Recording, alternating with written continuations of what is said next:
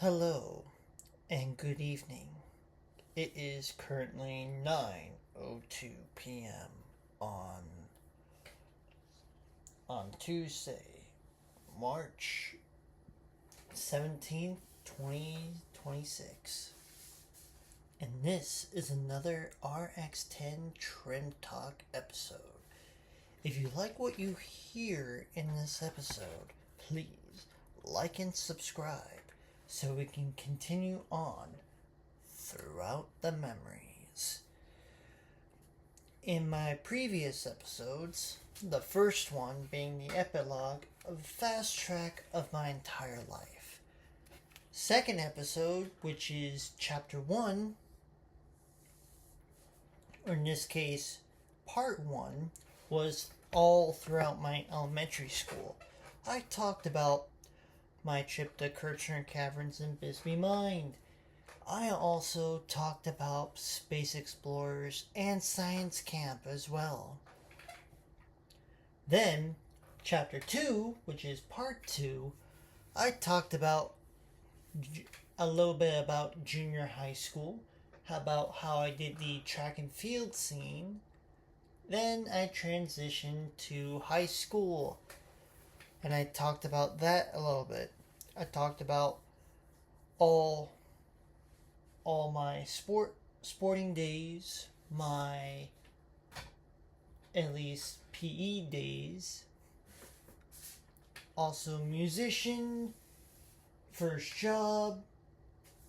But the part I didn't tell you was I may have started a little bit of a riot in my government class. Now that was funny and also scary at the same time. But I mean, basically talking about a bill, and then once I get this, once I get that, yada yada. It was pretty surreal what goes on with our nation's government, but I'm not gonna get into all that. But aside from that, then part 3, which was chapter 3, I talked about all my first truck, which was my 94 Bronco that's sitting out on the driveway right now. With that truck, I learned, I worked on, and I kept it going for at least 7 good years, for it being a 30 plus year truck. Now, that truck got me through the remainder of junior high and high school, moving through college. Which brings us to part 3, which is chapter 3. Now, that truck got me through junior high, it got me through junior year of high school, got me through high school, and through college. Now, college, I worked on this truck in school for my automotive classes. Now that, I thought it was pretty good. Pretty sweet deal. Then, graduated with 3 certificates and had a basic water pump problem, which is instant coffee with creamer mixed coloring, if you can understand where I'm flowing. Then, that vehicle of mine got me through that last bit of college to now my first professional job long term, which is bringing us up to today's, or in this case tonight's chapter of part 4 of chapter 4, which is my current job to now. And this will have a little bit with my first truck, my current job, and how I basically got to YouTube all the way up to this point. So, going through the memories, part 4, my current job to now. from my college days, I basically went through my job in here, which is currently a couple miles due east. I would say 13 miles there, 13 miles back. And per that, if I can just get to my calculator, so 13 times 2, that equals 26.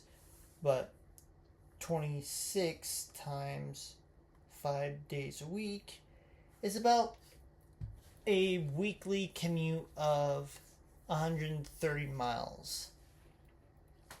Back and forth to my job site or other job sites. Now, I'm going to be discreet here. Due to my company contract, I'm not allowed to discuss or be affiliated with my company by name, but I can. There's nothing in my contract saying I can talk about what my job basically describe. My job position. My job position is basically, and I gotta keep myself from saying that word. I gotta get a rubber band slapping around my wrist or something like that.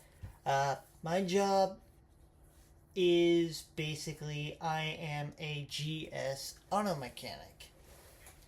And what a GS auto mechanic is, my job is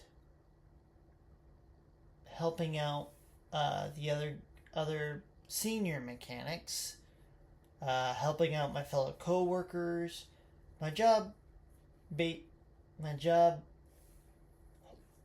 title is basically, I gotta stop saying that word, is getting a lot of I can't talk today. Okay. My job entitles me to oil changes, inspections, battery replacements, taking customers to and from our facility, and picking up parts from either dealerships, junkyards, but recyclable junkyards, and other abilities with my job. Now, my first year with the company, I screwed up a little bit, but then I got a handle on it, and let me tell you, that was not the best time for me, but I can surely say it was useful for me. Out of the 6 years with my job, I'm the original from my team 6 years ago, back in 2019 when it first started with the company, back in June 3rd. Surprisingly, I remembered my date that I started with my company. And me being 27, so 27 minus 6 years. Well, back then I started this job, I was basically 19 of 19. Weird, right? And then I grew, but then this is where the bad news comes in with my job. My second year with the company and all that, that's when the big wave happened. Job was going good, everything was stable, but then COVID happened. And let me tell you, from my perspective, that was pretty shocking. My second year didn't involve that much trouble, but it will be going down the line. But the second year with my company, we had a company party. I took one of my guys, real bad idea by the way, and we just basically did our own thing. He was legally allowed to drink, so I wasn't, so I handed him my tokens for drinking, and he may have overindulged on himself. And here's where the crappy thing comes in. I had to take him home, and what he doesn't remember, because he got I would say, loaded up, I would say is the nice term, that I basically told him in his drowsy state, he's like, I feel like I'm gonna throw up. I'm like, dude, if you throw up in my truck, I would basically push you out and leave you on the side of the road. But of course, he stayed true to his word. He held it in until we got to his girlfriend's house, and this is where it started to go south. Since he's basically wobbly enough to where he can't stand in a straight line, I had to help him up towards his girl's door.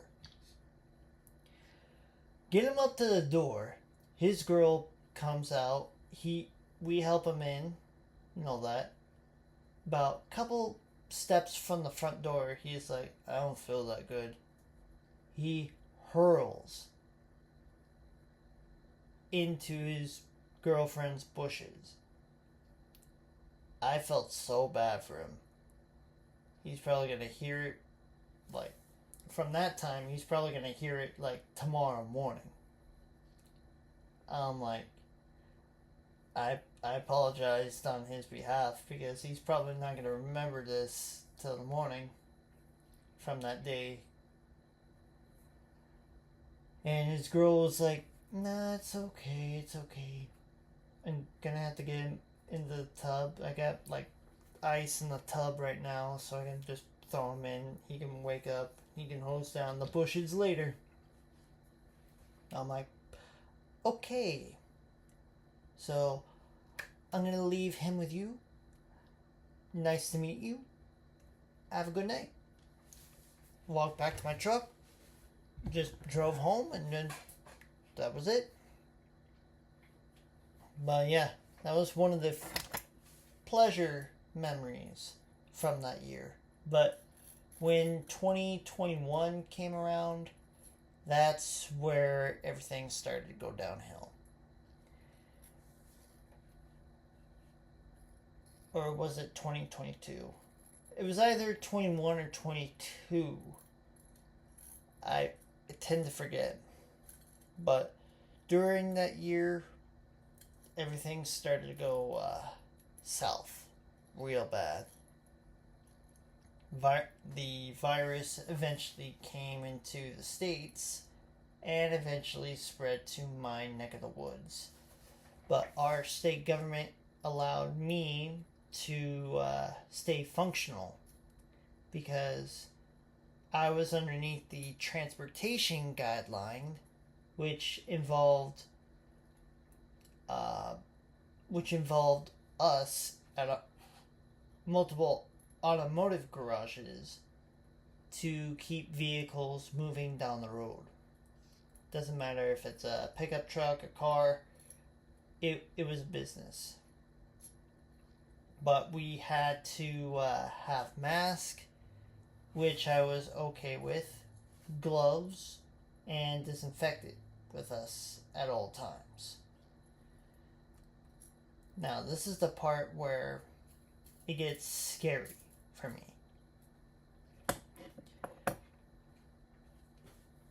We all go, like, home to our families or anybody else, but we have to stay on our toes that we may bring the virus home with us by accident. And let me tell you this. If you catch this virus and if you're not vaccinated by this time, I would say chances are pretty slim. But aside from that, I really wish that people took it more seriously. Now, I'm not going to preach about, like, if you should have got the vaccine or not. I'm not here to judge anyone on that. But if you did get the vaccine, good for you. If you didn't, I'm not judging. But I did lose a couple of my guys, including one of our crew guys, to the virus. Rest in peace, wherever you are.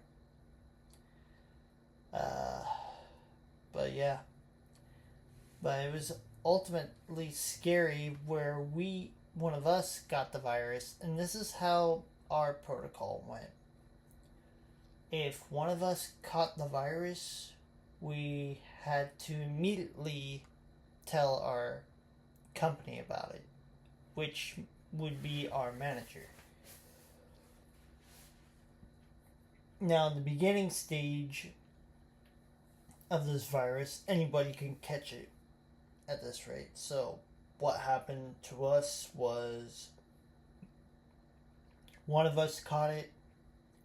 We talked to our manager. They call corporate, and then from corporate they shut the shop down. I mean, literally shut it down, call a hazmat crew, do a deep spray on all of us, and we had to shut down early, and each one of us had to go get a rapid test, and we were all praying to God. Now, I'm not gonna get religious, but we were all crossing our toes, our legs, our hands, our arms, everything, praying that none of us caught this. And throughout the years of 21 and 22, we prayed that we didn't get this virus. Some of my guys did. Some of them probably got it from their family members. But then came me. I got this thing. And let me tell you, it was not fun. I'm going to spare you the gory details because maybe a lot of you experienced that yourself. But man, I was hallucinating with this real bad. I mean, I was hallucinating that I was on a boat going back and forth, up and down, side to side. I was so drowsy, and I literally just wanted it to end. That's how bad it was. But that was my life for a week, and I thought, this is it. This is how it ends. But instead of it ending, somehow by the sheer grace of science, medicine, and a lot of prayers, I got over it. I got better. I had to get a doctor's note, though. But during all that, after which came my 21st birthday, which means I was legally allowed to drink.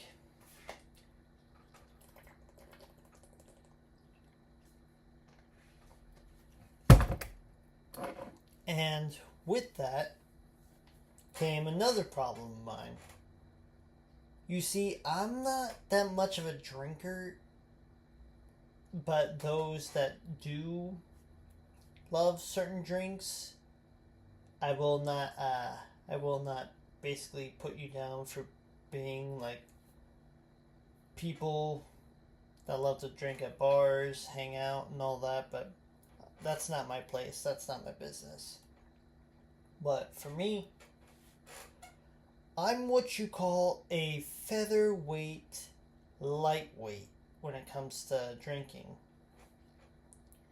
I basically don't like drinking because it makes my brain feel loose, and I like to be in control of my head at 100% of the time. Even during my off days, too. I mean, that is pretty embarrassing. But I can fully tell this story, and maybe you might find it amusing. When I took my shot in drinking, I had what was called Skittles. Man, it sounds like I'm drunk now, but I'm not. I have what you call Skittle shots, which is basically bourbon and crushed up pieces of Skittles. So what I did was I basically knocked back a few. I think I lost track of it. I was feeling good. My other colleagues that came to the table, one of my other guys has the full story because I remember only bits and pieces of it. I felt sorry for one of my other guys because he kept grabbing his head and circling around like he was a Psyduck, the Pokemon. And you know how Psyduck gets those headaches. He grabs his little head, starts rocking it back and forth, and when he can't take it anymore, he shrieks loud. But with that, he kept doing that. I was like, in my somewhat buzzed state, I was like, is he okay and all that? And then next thing you know, he goes for distance. And I felt so bad for the lady that was at the bar serving us drinks. We were on the patio, so thank God for that. I felt so sorry. I was like, I am so sorry about this. She's like, nah, it's cool. That's why we have the hose here for. And she kind of cleaned up. My brother has this next part of the story. I think one of my guys called my folks to pick me up and all that because I was kind of buzzed and I didn't feel like driving. My brother tells me I called him up last night, and he tells me this the following morning when I'm probably nursing a hangover. And he tells me this, I sounded so happy, like a drunken hippie. I was like, never again. I was so out of it, so hammered, that I wore my glasses all day, even inside the house. I had earplugs in my ears, just trying to not hear any aggressive loud noises. I was like, dude, I don't want to hear nothing, I don't want to see nothing. Just let me sleep. Which was the beauty about it, was on my 21st, it fell on a basic, it fell on a weekend, which I work Monday, Tuesday, I'm off Wednesday, Thursday, Friday, and then I work Saturday, but then after work, me and the guys went to the bar, went drinking, and then the following Sunday I had to nurse a hangover, which was not fun, let me tell you.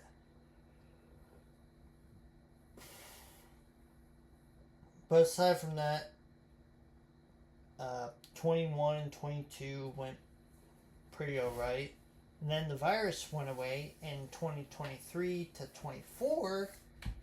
And then that's when things started to go a little bit better in my life. Saw a couple of crazy stuff on the road.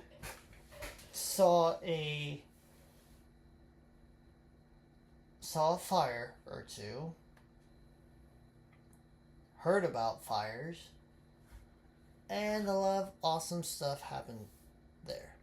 Now last year, as I'm still doing my ticket counting series, if none of you know what that is, I collect tickets through my little truck, little K, load them up in my Bronco or in my Dodge Challenger, which I neglected to tell you about, but I'll tell you about it in a few short minutes, that I load up a lot of this stuff and bring in my tiny RC little K truck, which I will tell you a little bit about him when I enter it in my YouTube stuff. Bring it to my job site, bring it back home, and count them all. If you like to see that, please go to ticket counting on the RX10 trim channel. It's underneath ticket counting. Well, ticket counting game. But beside all that, we go back to the story. But yeah, it's pretty good so far. And then up to I would say this year, at this moment right now,